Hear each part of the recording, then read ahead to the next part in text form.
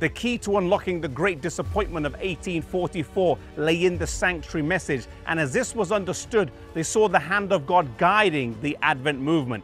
As they comprehended this, they saw a complete system of truth, interconnected and harmonious. In chapter 24, we're going to see the applications and correlations between the most holy place in heaven with various Bible passages and stories.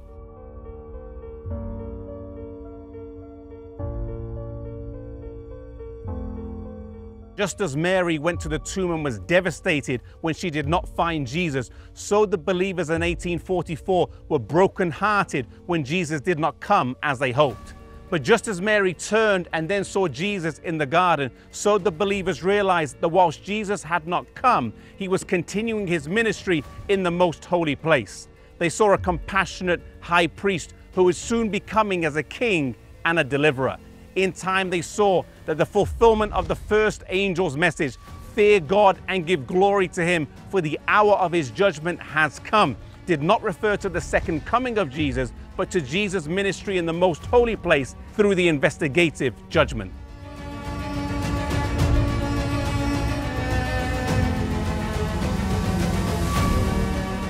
Malachi chapter 3 verse 1, it says, "The Lord whom ye seek shall come suddenly to his temple."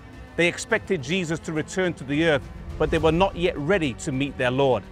In the next two verses it says, "Who can abide the day of his coming?" further expounding the seriousness of the judgment. Those who are alive on earth when the intercession of Christ shall cease shall have to stand before God with their robes spotless, purified by his grace, and their own diligent battles with evil. The next two verses, verses 4 and 5 of Malachi chapter 3, then talk about the coming of the Lord.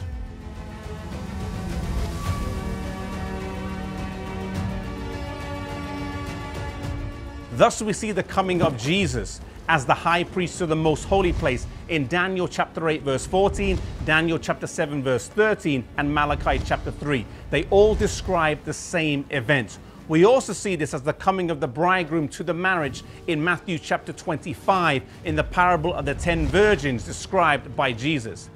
In this parable, the coming of the bridegroom takes place before the marriage, and the marriage is represented by the reception of Christ by his kingdom. The bride is also described as the New Jerusalem in Revelation 21 verse 9 and 10.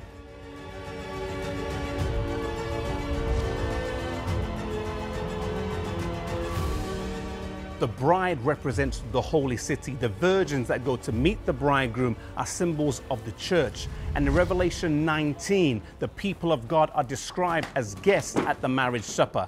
If they are guests, then they cannot also be the bride.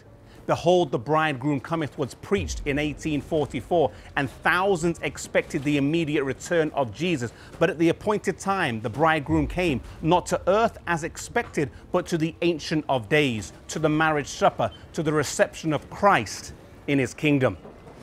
The followers of Christ are to wait for Jesus to return from the wedding, as it says in Luke 12:36.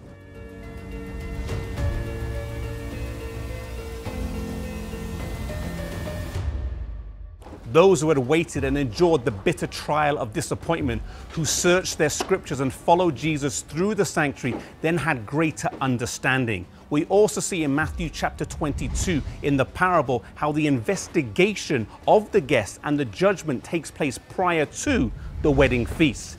In this parable, after the guests are examined and probation closes, the guests go in and the door is then shut.